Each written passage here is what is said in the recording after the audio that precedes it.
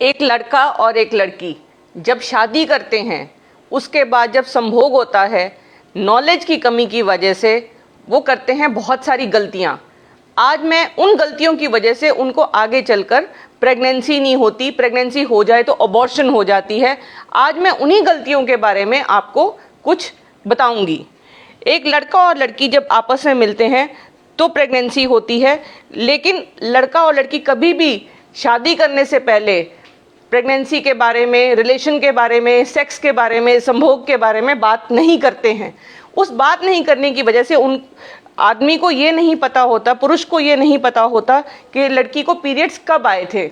लड़की को पीरियड्स जब आते हैं उसके 14वें दिन के आसपास अंडा बनता है, केवल उन्हीं दिनों में प्रेगनेंसी होती है।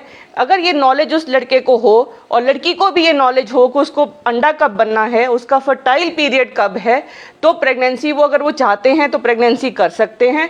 अगर वो अवॉइड करना चाहते हैं तो उन दिनों में वो अवॉइड कर सकते हैं। दूसरी बात, उनको ये नहीं पता होता कि उन्हें कौन सा ऐसा गर्भ निरोधक चीज़ इस्तेमाल करनी है कि उनको अगर प्रेगनेंसी नहीं चाहिए तो वो यूज़ करें। या तो वो कॉन्डम यूज़ कर सकते हैं जो एक लड़का यूज़ कर सकता है, या लड़की यूज़ कर सकती है ओरल कॉन्ट्रासेप्टिव पिल्स। वो शादी से जो एक महीना पहले वो यूज़ करने लग जाए तो उसको कोई नुकसान नहीं है बल्कि फ़ायदा है। कि बिकॉज अनवांटेड प्रेगनेंसी, जब वो प्रेगनेंसी नहीं चाहते हैं, प्रेगनेंसी हो जाती है, तो वो अपने बड़ों को बताने की बजाय कई बार आजकल जो अवेलेबल एम्प्टी पिल्स हैं वो खाते हैं और बच्चा अबॉर्ट करते हैं। जैसे ही बच्चा अबॉर्ट करते हैं, बच्चा यहाँ आके ठहरता है, यहाँ पे सोजिश हो जाती है, बच्चा यहाँ पे ठहरता है।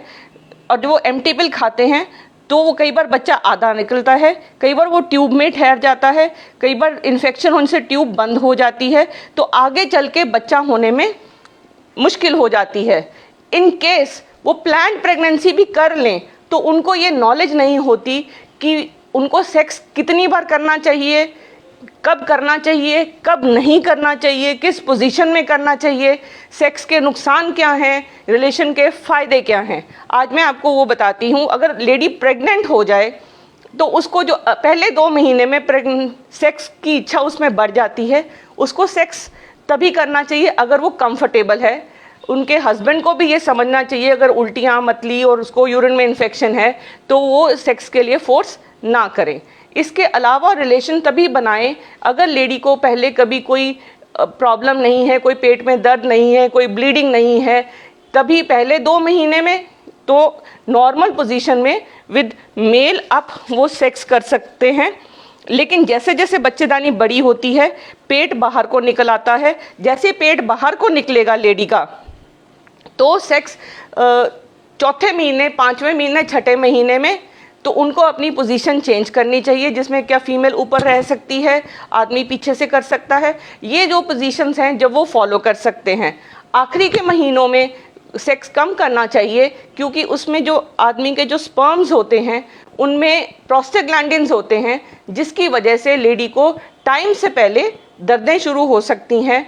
और उसको हमेशा कॉन्डम यूज़ करना चाहिए प्रेगनेंसी के टाइम अगर वो रिलेशन बनाते हैं। दूसरी बात, एक चीज़ जो सबसे इम्पॉर्टेंट चीज़ है ये कि जो फ़ायदे हैं रिलेशन बनाने के वो ये हैं क्योंकि जब भी जो निचला हिस्सा होता है लेडी का, उसका ब्लड फ्लो इंक्रीज़ हो जाता है, उसका मूड ठीक हो जाता है, उसका स्ट्रेस कम हो जाता है अगर वो लेडी कंफर्टेबल है करते हुए। लेकिन अगर लेडी को कोई ब्लीडिंग है, कोई पानी पड़ता है, कोई अबॉर्शन की हिस्ट्री है, कोई प्री टर्म लेबर है, या प्रेगनेंसी बहुत मुश्किल से हुई है, या बच्चे 2 ठहरे हुए हैं, तो उनको ये रिलेशन अवॉइड करना चाहिए। रिलेशनशिप ज़्यादा फ्रीक्वेंट तभी करें अगर आप दोनों की सहमति हो।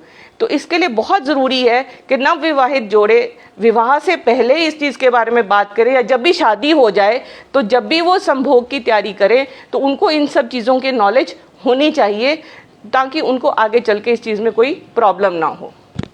ये इन्फॉर्मेशन ज़्यादा से ज़्यादा आप फैलाइए, इसलिए क्यों